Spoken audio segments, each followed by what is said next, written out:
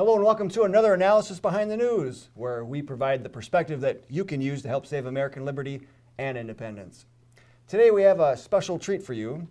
Usually we do this solo, but we actually have a special guest in studio.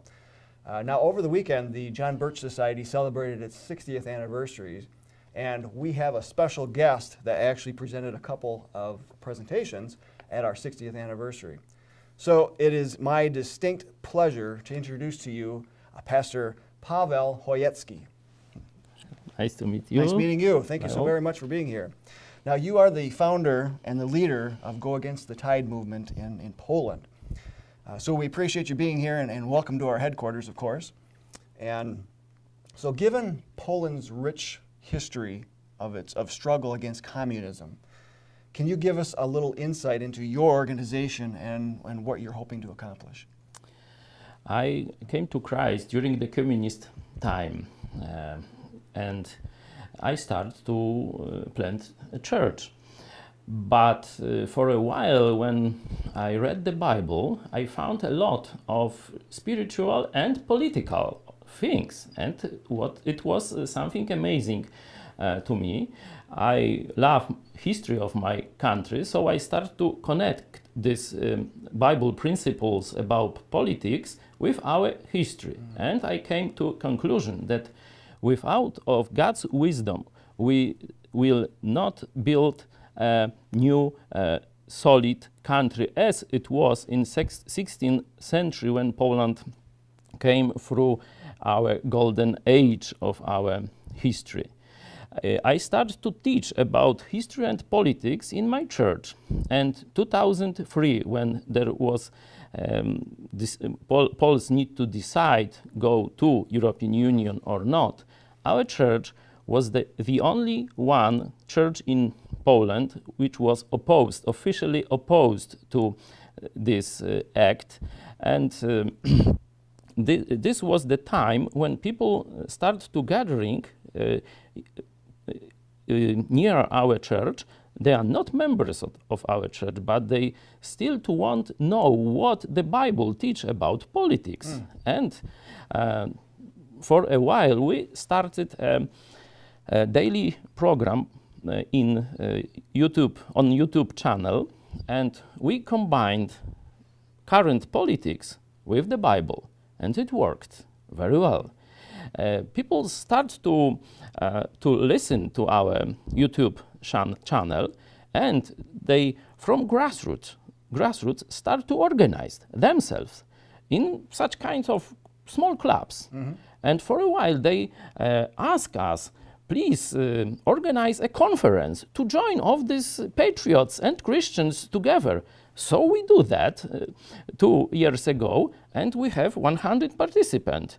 Wow. And after a year on the next conference, we have 250.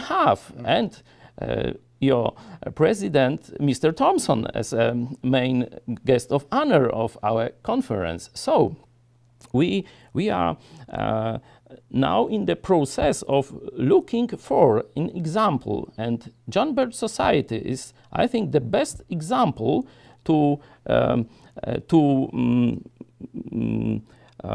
do the same thing in Poland. So we are looking for your example, and we will enforce our ministry to have freedom in Poland by your example.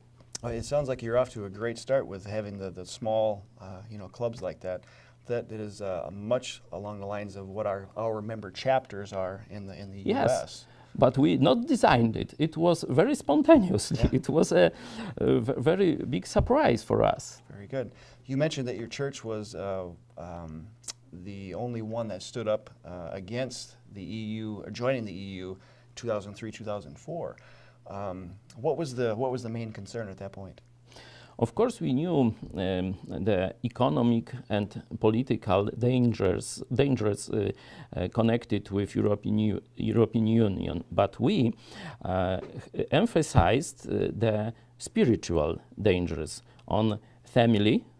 It's the main point, and on the national state. The European Union tried to liquidate European state. and try to corrupt individuals and to fight against family and church, true churches. They have infiltrated many churches, many bishops, pastors, priests, and so on. And they give a lot of money to this kind of churches. But they fight against families, they took our children from us, and they fight with true, faithful to Jesus churches.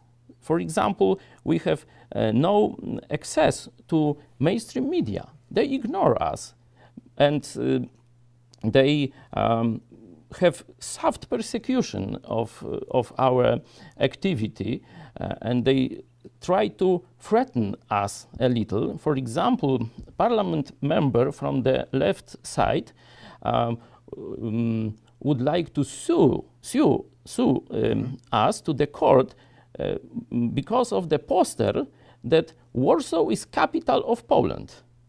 She said that it's a nationalistic Nazi propaganda. Oh. Yes. No kidding. No, Oh, no my kidding. Goodness. That is, you know, it kind of flies in the face of common sense, correct? I mean, Yes. And It's something crazy, I know. We've seen that time and time again here in this country as well, with certain movements, you know, coming forward and trying to build up their own rights, you know, so to speak. This just flies in the face of common sense. We see that today in the news, actually, with all of the demonstrations, you know, against either a particular candidate or a Supreme Court justice nominee, or you know, things of that nature, and it really brings things to a head in the mainstream media. Now, so that's part of the effects on the individual liberty, as well as the effects on the state itself of Poland. So you've been to the United States on several occasions and have followed American politics and news. So you know that American leaders have been negotiating trade agreements and things of that nature.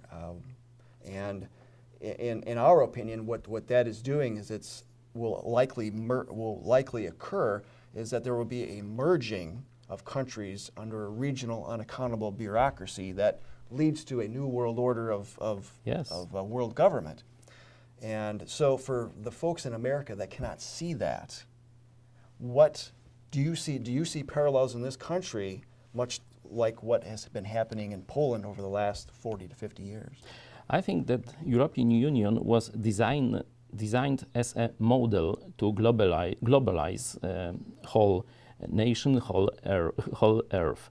And you have some maybe beginning points of it, but the main goal of this globalists is to take power from the people and give it to a board, unelected board. Mm-hmm. And in Poland, we have a lot of European Union rules, which we cannot do anything with them.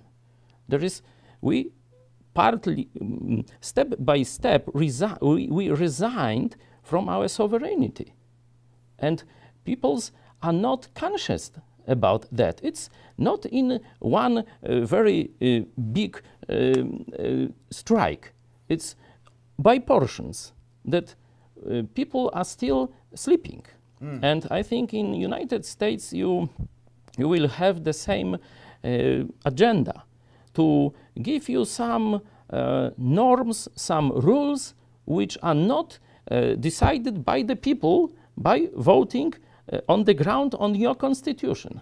So it's the main threat of this global agenda in NAFTA and so on in different parts of the world. Good point, actually. You bring up NAFTA.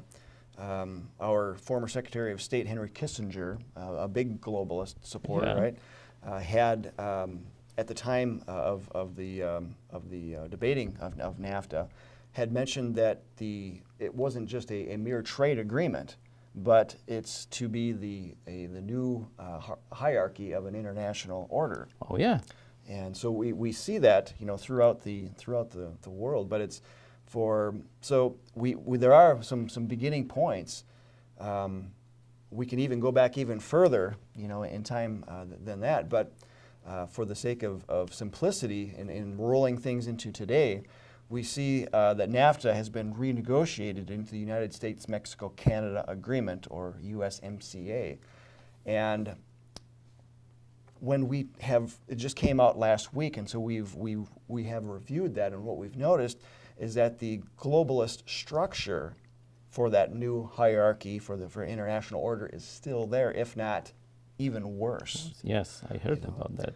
And it's one of those trade agreements that not only is it basically a stepping stone up from NAFTA, but back in about 10 years ago or so, we had battled what we would consider a NAFTA on steroids, which was the SPP, the Security and Prosperity Partnership, under, believe it or not, another Republican president. And at that time, the whole point was to merge the three countries so that they have a common border, hemispheric border. Yes. And so having lived under that yourself in Poland, what type of advice would you give to Americans, again, that may not understand or realize that this type of New World Order, world government building is taking place under their nose? In Europe, there is a huge problem now with illegal immigration. And at the beginning, in our church, we could see that it's not something spontaneous. It is a planned action to mixed nations of Europe to make this multi-culti project, and to destroy Christianity, because much of this illegal immigration in Europe is from Islamic states, and the percentage of Islam will grow, and in Poland there is very tiny and very old Islam minority, very good accommodate to our culture, fighting in our battles and so on, the Polish Tatars. But the new Islamic immigration is totally against our culture, our Christianity. So I think that maybe in your country would be the same problem. Your culture, your nation, your power is built on "in God we trust." One nation under God, on the Bible ground. So if you lose that foundation of your culture and identity, you will lose everything. Well, certainly, and we look at in history with these movements of moving in, a mass migration of people. What changes, at that point? And it's basically when the culture changes, so does your government. Yeah. Right. And pretty soon, the rights and the protections that you have are dissipating. Yes. Correct. So you've seen that in Poland as well, with the attack on the family and the church? Yes, of course. They start to think that children are not given by God to families, to parents, but to estates. So they can manage your children as they wish. They have a curriculum in this government preschools, schools, and so on. But they didn't stop at this stage. Now, when they see that you are not in order with government propaganda, you can take your children out your family and give another family. The problem LGBT and Q propaganda is now going into the curriculum of governmental schools. And in Poland and the whole Europe, the governmental schools are the main way to educate people. So it's so popular socialistic thinking in Poland they start to forbid to homeschooling. In Germany, it's forbidden. In Poland, the so-called Conservative Party makes some rules to threat this parents homeschooling their children, not to do that. So it's the project to take out your children from the parents' care and to give the children to the government. And it is communist project, of course. Mm-hmm. Yeah. And you know, we have seen this, you know, time and time again with the globalists actually, you know, coming in and just very slightly over time, like you had mentioned, you know, just a little small step at a time. Yeah. What we'd consider maybe even like a salami slice, you know, Yes, so to yes, speak. yes, yes, Right? yes. And It's known in Poland too. Okay, This all right. idiom. So seeing that happen, but it happens just on such a small incremental Yeah. basis that the majority of the population just does not see that until suddenly it's like the frog being you know, stepping into the pot. Yeah. Pretty soon the water is too hot that it's boiling, and you know, the frog perishes. The second area is the gun control area. And a few months ago, European Union started to a project to take guns from the people. And in Poland, we are most disarmed nation in, I think, maybe whole world. There is 1.5 gun for 100 people. It's a harvest after Nazi and communist time, because when Nazi and communists start to rule, they would like to disarm you. So you couldn't fight against them. So Poland has so-called conservative party in rule, but still have this kind of very bad communist rules due to the gun control. And European Union start to do something very dangerous. I think in states there are the same issues that some leftists would like to give you some rules not to have freedom to have guns and to use them. For Right. in Poland, in some situation for the sports goals, you can have a gun, but when you use it for self-defense, you will go to prison. Wow. There is forbidden to use guns. Of course, it's not stated in papers, but there is a practice. When someone Precedents. Yes. Set. Yes. Sure. And that's very dangerous. Anytime, obviously, that you want to control a population, what you do need do? to disarm Yes, that yes. population. Because then they do not have the physical means to Yes. actually fight back, right? Yeah, this has been fascinating. So we thank you for taking the time today to you know, sit with us and talk with us, and hopefully what we've done is we've set off some of the alarm bells in the American people. So We have hope, yes, and it is our power. In Thank God we trust. thank you. Thank you. Thank you so much. So folks, let's heed the wise words from Pastor Kochecki, or excuse me, Hoyetsky. My apologies. Very difficult, I understand it. So let's heed his wise words, and what we need to do is build that pressure on Congress and President Trump to let them know that we need to get out of NAFTA as well as United States-Mexico-Canada agreement and any other alphabet soup trade agreements, because as we've heard firsthand that the New World Order is out there building its world government, just a step at a time.